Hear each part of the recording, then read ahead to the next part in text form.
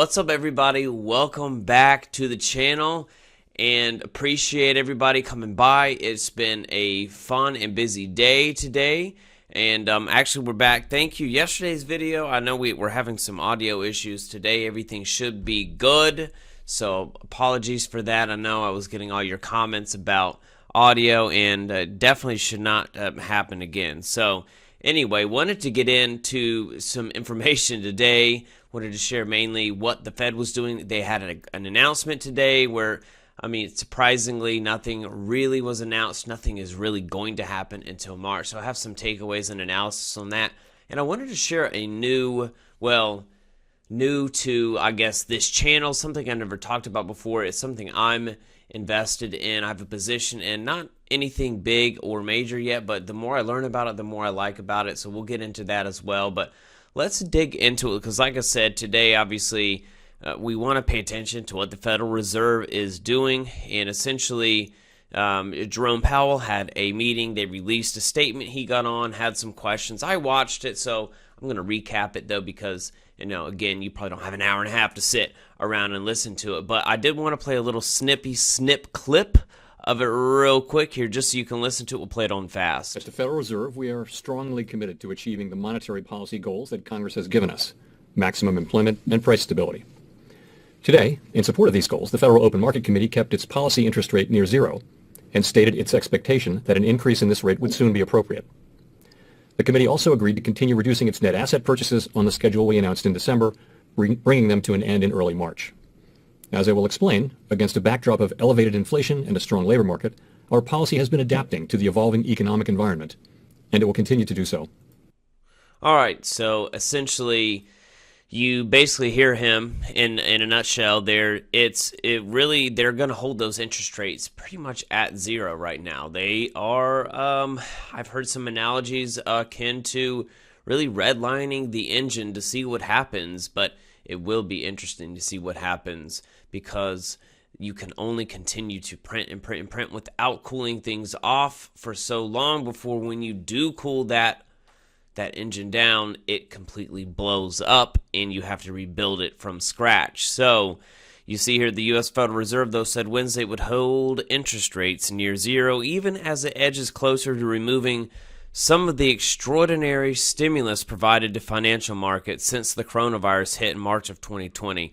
The benchmark U.S. short-term interest rate is going to remain between 0 and 0.25%, according to a statement Wednesday from the Fed's Monetary Policy Panel. That would be the Federal Open Market Committee. We need to pay attention to them. The Fed also released a separate statement announcing it intends to significantly reduce the size of its balance sheet, aka buy less assets, in a predictable manner after rate hikes start. So especially as this pertains to crypto, it's going to keep people scared. Now, really, we didn't anticipate that there would actually be a rate hike to date. That's really not going to happen likely until March, and that would be when it would affect, you know, pretty much borrowing of any type and all money, mortgages, credit cards, car loans. So the Fed's emergency monetary stimulus has swollen its balance sheet to about $8.9 trillion, from just $4.1 trillion in early 2020. Now, crypto traders, obviously, we're monitoring the report because some analysts say Bitcoin's price could move in response to the Fed's decision. Of course, we know that it did. And yeah, it'll be really interesting to see how much they begin to raise it by. You see here, though, they did mention it comes down as the central bank has been winding down the asset purchasing program on an emergency source of market support that involves printing tens of billions of dollars a month in fresh money to buy treasury bonds and mortgage-backed securities, right? So that's what's keeping things moving along, folks. But nothing to see here, Moving on to the next article here. One is your crypto market briefly up, then falls. Yep, you know, and it's some takeaways here. It's just really, they rose a little bit, and then they just kind of went down. You see here, with inflation well above the 2% and strong labor market, the committee expects it will soon be appropriate to raise the target range. That was kind of the takeaway. They didn't mention anything specifically more than that. And you see here, within a few hours of the Fed's statement, the broad equity, bond, crypto markets began to fall, erasing any gains from the past prior 24 hours. But, you know, we knew this we knew it was going to be scary potentially. I was anticipating something like it, right? But hey, just another time to get in on some great finds is the way I look at it. Now, I did want to mention this was floating around today, a new law that if you are a crypto investor, really if you're listening to this and you just enjoy being able to, I don't know, let your voice and opinion be heard on things, then it's important to know about. So there's a new law apparently, and again, I haven't read this whole law, but basically they want to allow, this new act could let the U.S. Treasury to secretly ban crypto transactions. I'm going to bring up what this is. The proposed ruling could have a disastrous consequence for the cryptocurrency sector.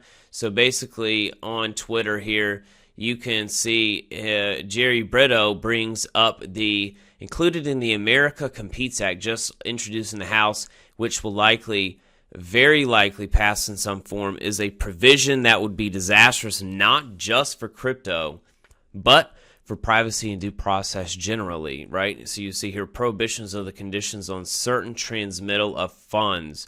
This makes it, Congress finds the following: the Financial Crimes Enforcement Network, which is FinCEN, is the financial intelligence unit of the United States tasked with safeguarding the financial system. You see here the America Competes Act cited cryptos being used for payments and ransomware attacks. They're using that as a reason here on U.S.-based companies removing restrictions from the Treasury Department's Special Measures Authority could have significant implications for individuals and companies operating in the crypto space, according to Brito. Essentially, look, it's going to give the Treasury Secretary unchecked discretion to forbid financial institutions like crypto exchanges from offering their customers access to crypto networks. They can cut us out completely. The Secretary may not use this discretion immediately, but it's not power the department should have. And I agree. Why are we handing? They can literally tell us what we can and cannot use. So that is why they don't want us to have that ability. It's important that you find out who your congressman or woman is, reach out to them, and let them know we want this removed. This is not something that we need to be having here in America. Essentially, it's not something that is going to be good. And you can go and follow this thread. Jerry Brito goes in more, and you see here why it's actually bad. These so-called special measure provisions would essentially give the Treasury Secretary unchecked and unilateral power to ban exchanges and other financial institutions from engaging in crypto. How would it do this? Well, this prohibitions or conditions on certain transmittal of funds. This was from Representative Jim Hines, a Democrat from Connecticut. He streamlines the process by which, we can actually pull this up and see what this is here on Twitter. And this is actually just taking forever here to load. But, all right, this is just taking too long here to load. But the provision basically called attention, aims to give overarching power to the Treasury to prohibit any transaction connected with money laundering risk. So they're going to label it under the auspices of money laundering. But the proposed rule would modify the Bank Secrecy Act. So there's a current law that governs all this, in which the Treasury has the ability to identify and take action against quote-unquote money laundering concerns in the U.S. Under this ruling, the Treasury can compel financial institutions to report information on what it categorizes as money laundering concerns and enforce bans on certain transactions. So this is important that we know about this and do something about it. However, such powers come with some checks. Today, the law requires the Treasury to make public notices, right? So they're trying to take that out. They're trying to remove the ability of the Treasury to have to, say, hey, we want to do this. They're going to be like, nah, you peasants don't need to know how to do that, right? So they want to take the public notices out before exercising those powers. The new provision removes such checks, meaning the Treasury would be able to freely exercise special powers without notifying the public, right? So that's all. They just want to be able to know, hey, we should be able to have mention of, we should be able to have mention in public forum on this stuff. In other words, the Financial Crimes Enforcement FinCEN would be able to secretly ban any transaction it deems a concern under the Treasury. Look, no one is saying that money laundering should be legalized. Of course not. No, of course there's benefits to having stability and all that. No one is saying that crypto should be used for that. But to give the ability to just completely just block everything, no, that's literally a centralization there. You see here, if allowed, the provision would severely hamper the crypto sector. Yeah, it would. According to the bill, the provision could give Treasury unchecked and unilateral discretion. So we want to definitely watch that. Look up, and you can read more into that if you want to. Again, it was the provision was first put forward by Connecticut Democrat Jim Himes, and as an amendment to the National Defense Authorization Act. But anyway, that was originally put forward. But this is something to watch and how that actually plays out. And again, this is it's interesting. It's interesting to see. So, moving on. Now, I wanted to actually mention here, this was on the whitehouse.gov, Office of Management and Budget releases federal strategy to move the U.S. government towards a zero trust architecture. So this is going into what I wanted to finish this video off about, and that is Constellation DAG. And we've not talked about it on this channel, and I've actually been in it a little while, and I have not a huge position in it, but the more I read about it and research about it, I'm like, I've got to start covering this because this is actually a really cool project here. So basically the gist of this on the White House is that they want to make things more secure. There's been some executive orders on improving the nation's cybersecurity. We know that's a big deal, especially with these tensions in Russia and the Ukraine. That's a big deal. And, we're being led to really pay a lot of attention to those tensions currently, But cybersecurity, well, what could be there could be some kind of cyber attack. And so the idea here is that we really want to just upgrade our systems, which I definitely agree in. There's definitely benefit to that. So you see here, in the face of increasingly sophisticated cyber threats, the administration is taking decisive action to bolster the federal government's cyber defenses. Hey, that's good. Said acting OMB Director Shalonda Young, the zero trust strategy is about ensuring the federal government leads by example, and it marks another key milestone in our efforts to repel attacks from those who would do the United States harm. That's awesome. Security is a cornerstone of our efforts to build exceptional digital experiences for the American public, said Federal Chief Information Officer Claire Marturano. Hopefully I said the name right. Federal agency chief information officers, and IT leadership are leaning into this challenge. So they want to make it work, and Constellation is one of those networks. And you see Constellation for a government, we aim to be the standard across all agencies in the federal government for how these agencies securely use and send data. So they're already partnered with the U.S. Air Force, and you see here the main benefits is secure interoperability. There you see that buzzword we talk about a lot: secure, classified, and unclassified data transmissions between connected systems. Now there's a lot to it. This is it's a huge deal here, and the price right now, again, this is not something on the short term that is anything impressive. In fact, I bought some a while ago when it was even more expensive than it is now. So hey, I'll admit that I bought it first, and it was made in the 20 cent, maybe around 20 cent. I don't remember exactly. So nothing huge, but this is something I'm looking at long term, and at 15 cent, going to add really more to my position. I feel like for me is good. Not financial advice. You got to do what's best for you, but just looking into what they're doing, this is something that, long term, I definitely feel like could go somewhere. This is 3.7 billion total supply here, and once you kind of see what they're doing and how they're trying to revamp how data is used. Centralized systems you see here are too expensive and not fast enough to process, validate, and manage the volumes of data required for making quick decisions in the field without significant security risks. So they're just like, we need some better solutions. Federal government is dealing with rampant amounts of data and have invested heavily into existing data management solutions and systems.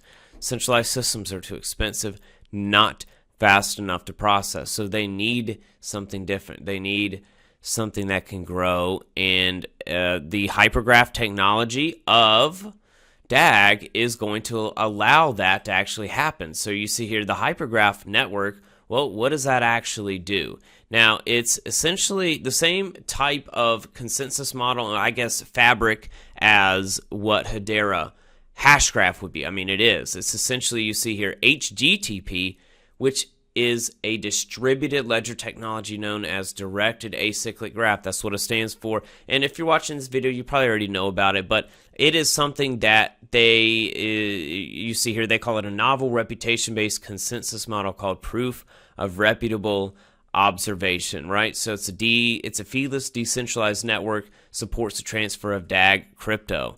So it's powered by secure communication. It's decentralized, wide open networks here. They have a lot of interesting features here. It performs consensus concurrently and maintains topological ordering designed for high throughput data pipelines. And you can actually be a node validator if you want to. They're really just trying to make it the application interface for the Layer 0 standard. WordPress, they make this analogy, so this is really good. This is a good analogy to understand what it is. WordPress created a framework for developing websites and businesses on HTTP, which is the Hypertext Transfer Protocol. That's what the internet is right now. And Constellation provides the Layer 0 standard for anyone to create a blockchain-based business with robust programmable logic on Hypergraph Transfer Protocol. So you can program way more smart contracts and logic into the actual base layer of the blockchain, into the hash graph, into the DAG. So you'd be able to really you can micro payment anything. Any time A happens, if with B, C, or D as a variable in any combination, then Y happens, and then that can trigger some kind of micro payment automatically. And so it's just like the layers of monetization and what this will allow. In today's cryptocurrency markets, there's just too many random tokens that are created for public relations stunts. This token standard allows purchasers and holders of a Layer 0 token to see the business mechanics. So they're really getting it to cryptographically secure, consensus as a service, scalability and speed. Over 2.5 quintillion bytes of data are created every single day. Our network is built to accommodate the emerging needs of the ever-growing big data industry. So this is going to allow for like the Internet of Things. Speed and scalability are inherent in our horizontally scalable design. Infinitely scalable, where speed increases with network size. So basically, the bigger this DAG network gets and the users using Constellation, the faster it is. So it's like will benefit from Metcalfe's law. It will benefit from network adoption. So something we'll cover more, or something I'm in, and we'll dig more in and share more information like this. If you are interested in DAG, or if you're invested in DAG and you're watching this video, smash the like button. Let me know. Leave a comment if you want me to start talking about DAG more. I'm interested in it. I feel like it's a very promising future. It has a lot of great connections, and we'll start covering more on that. But with that being said, that's all I got for this video. Wanted to get this out, update you on what is going on with the Fed, what I think is going on overall. I'm holding tight here. I'm always learning new things, acquiring some positions, looking at new technologies, and I feel like 2022 is still going to be a good year for crypto. We just got to figure out, the Fed, they're just going to continue to kick the can on down the road, but appreciate you watching regardless, and don't forget, smash the like button. Appreciate it, because it definitely helps me keep making these videos for you and you watching them and benefiting from them, and I'll see you on the next video.